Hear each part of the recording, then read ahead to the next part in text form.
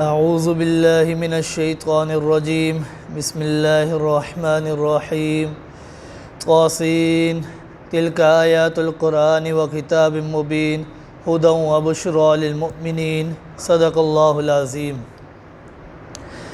کل آپ حضرات کے سامنے سورۃ الشعراء کا خلاصہ پیش کیا تھا۔ آج آپ حضرات کے سامنے سورۃ النمل کا خلاصہ پیش کروں گا۔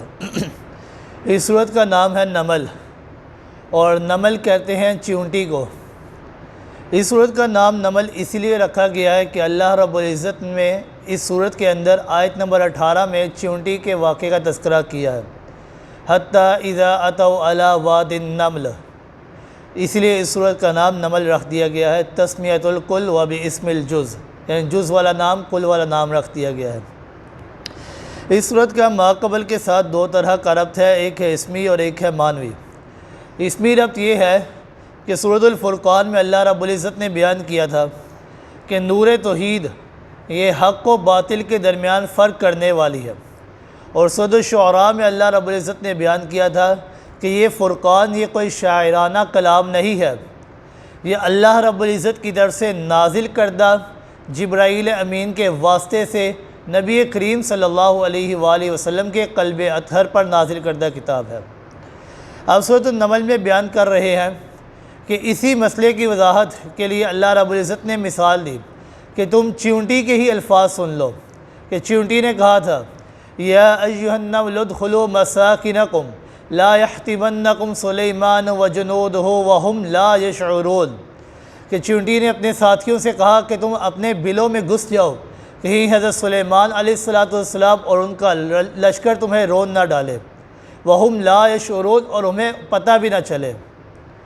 چیونٹی کا بھی مسلک اور عقیدہ یہی تھا کہ حضرت سلیمان علیہ السلام عالم الغیب نہیں تھے، ان کو ہمارے بارے میں علم نہیں تھا، عالم الغیب ذات صرف اللہ کی ذات ہے۔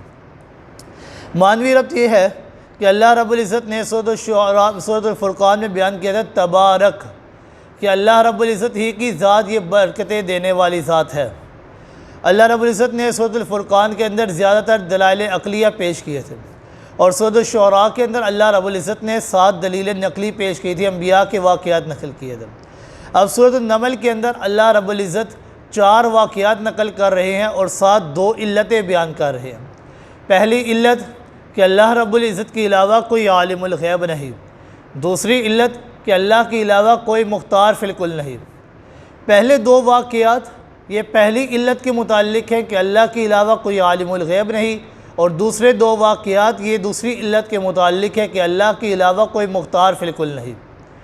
اللہ رب العزت نے اس صورت کے اندر سب سے پہلے تمہید باندھی، تلک آیات القرآن و کتاب مبین، کہ یہ آیات قرآن کی اور کتاب کی ایسی کتاب کی ہے جو بڑی واضح ہے۔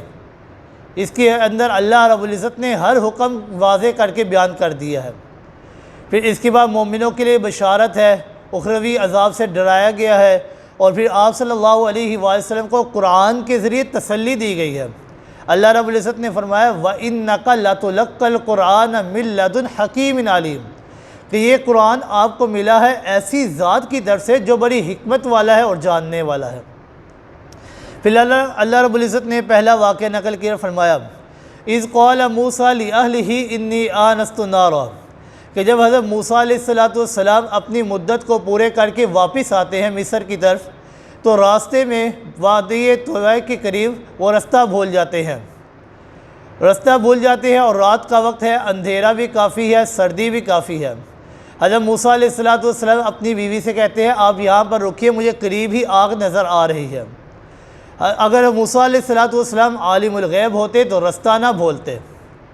پھر حضرت موسیٰ علیہ السلام جب آگ کے قریب جاتے ہیں تو وہاں پر جا کر دیکھتے ہیں کہ یہ دنیاوی آگ نہیں ہے، یہ تو اللہ رب العزت ان کے اوپر اپنی تجلی فرما رہے ہیں۔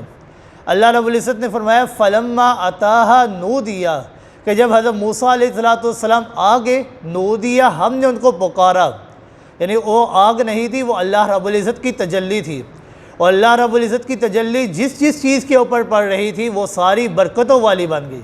اللہ رب العزت نے اسی آیت میں فرمایا انبورک من فی النار ومن حولہا، کہ وہ آگ جو تھی وہ بھی برکتوں والی تھی، اور اس آگ کی روشنی جہاں جہاں پڑ رہی تھی وہ بھی ساری برکتوں والی ہوگی۔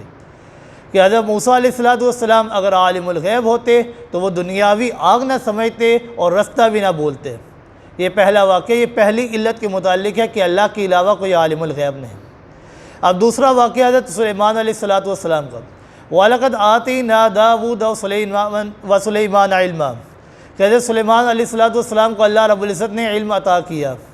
اگر وہ عالم الغیب ہوتے تو ہدہد کے بارے میں وہ جان لیتے کہ وہ کہاں پر گیا ہے۔ اگر عالم الغیب ہوتے ملکہ سبا کے بارے میں ان کو پتہ چل جاتا، ان کی قوم کے بارے میں پتہ چل جاتا کہ کس طرح وہ سورج کی عبادت کر رہے ہیں اور شیطان ان کے اعمال کو خوبصورت کر کے ان کو دکھا رہا ہے۔ اگر حضرت سلیمان علیہ السلام عالم الغیب ہوتے تو ان کو معلوم ہو جاتا، لیکن ان کو نہ معلوم ہونا یہ اس بات کی دلیل ہے کہ اللہ کے علاوہ کوئی عالم الغیب نہیں ہے۔ پھر تیسرا واقعہ پیش کیا، یہ دوسری علت کے متعلق ہے۔ اللہ رب العزت نے فرمایا وَلَقَدْ أَرْسَلْنَا إِلَىٰ ثَمُودَ أَخَاهُمْ صَالِحًا، کہ اللہ رب العزت نے حضرت صالح علیہ السلام کو مشرکین سے بچا لیا، ان کے ایمان لانے والوں کو بھی بچا لیا، اور جو مشرکین ہیں ان کے اوپر عذاب نازل کر دیا۔ اب مشرکین کے اوپر عذاب کا نازل کر دینا اور ایمان والوں کو بچا لینا یہ صرف اللہ رب العزت ہی کر سکتے ہیں۔ تو اس واقعے سے پتہ چلا کہ اللہ کے علاوہ کوئی مختار بالکل نہیں ہے۔ اور چوتھا واقعہ، اللہ رب العزت نے فرمایا وَلُوطًا إِذْ قَالَ لِقَوْمِهِ أَتَأْتُونَ الْفَاحِشَةَ، کہ اللہ رب العزت نے حضرت لوط علیہ السلام اور ان کے ماننے والوں کو ان کی قوم سے بچا لیا اور ان کی قوم سے نکال کر ان کی قوم کے اوپر عذاب بھی بھیج دیا۔ پھر اللہ رب العزت نے اسی کے اوپر ایک تفریح بٹھائی اور فرمایا قُلِ الْحَمْدُ لِلَّهِ۔ یہاں سے اللہ رب العزت آخری دو واقعات کے متعلق بیان کر رہے ہیں کہ مشرکین کو ہلاک کر دینا اور مومنوں کو بچا لینا یہ اختیار صرف اللہ رب العزت کو حاصل ہے، لہذا مختار فی الکل ذات اللہ رب العزت کی ذات ہے اور برکت دینے والی ذات بھی اللہ رب العزت کی ہے۔ پھر اللہ رب العزت نے 5 عقلی دلائل پیش کیے اور یہ علی سبیل الاعتراف ہیں، یعنی مشرکین اعتراف بھی کرتے ہیں لیکن ضد اور عناد کی وجہ سے نہیں مانتے۔ اللہ رب العزت نے فرمایا امن خلق السماوات والارض وانزل لکم من السماء ماء، کہ کون ہے وہ ذات جس نے آسمان و زمین کو پیدا کیا اور آسمان سے بارش کو برسایا۔ جواب آتا ہے الہ مع اللہ، کہ اللہ کے علاوہ کوئی یہ کر سکتا ہے؟ نہیں۔ دوسری دلیل دی امن جعل الارض قرارا وجعل خلالها انہارا وجعل لها رواسي وجعل بین البحرین حاجزا، کہ کون ہے وہ ذات کہ جس نے زمین کو قرار بخشا، جس نے زمین سے نہروں کو چلایا، جس نے زمین میں پہاڑوں کو گاڑ دیا اور جس نے دریاؤں اور سمندروں کو چلایا۔ تو جواب آتا ہے الہ مع اللہ، کہ اللہ کے علاوہ کوئی یہ کر سکتا ہے؟ نہیں۔ تیسری دلیل دی امن یجیب المضطر اذا دعاہ ویکشف السوء ویجعلکم خلفاء الارض، کون ہے جو مضطر کی دعا کو سنتا ہے اور مضطر کی دعا کو سن کر اس کی تکلیف اور پریشانی کو دور بھی کر سکتا ہے۔ الہ مع اللہ، کیا اللہ کے علاوہ کوئی یہ کر سکتا ہے؟ نہیں۔ چوتھی دلیل دی امن یہدیکم فی ظلمات البر والبحر ومن یرسل الریاح بشرا بین یدی رحمتی، کون ہے وہ ذات جو خشکی اور تری میں تمہیں راہ دکھاتا ہے اور تمہارے اوپر خوشخبری والی ہواؤں کو چلاتا ہے؟ الہ مع اللہ، کیا اللہ کے علاوہ کوئی یہ کر سکتا ہے؟ نہیں۔ پانچویں دلیل دی امن یبدأ الخلق ثم یعیدہ ومن یرزقکم من السماء والارض، کون ہے وہ ذات جس نے تمہیں پیدا کیا اور تمہیں موت بھی دے گا اور تمہارے اوپر آسمان و زمین سے تمہیں رزق بھی عطا کرتا ہے؟ الہ مع اللہ، کیا اللہ کے علاوہ کوئی یہ کر سکتا ہے؟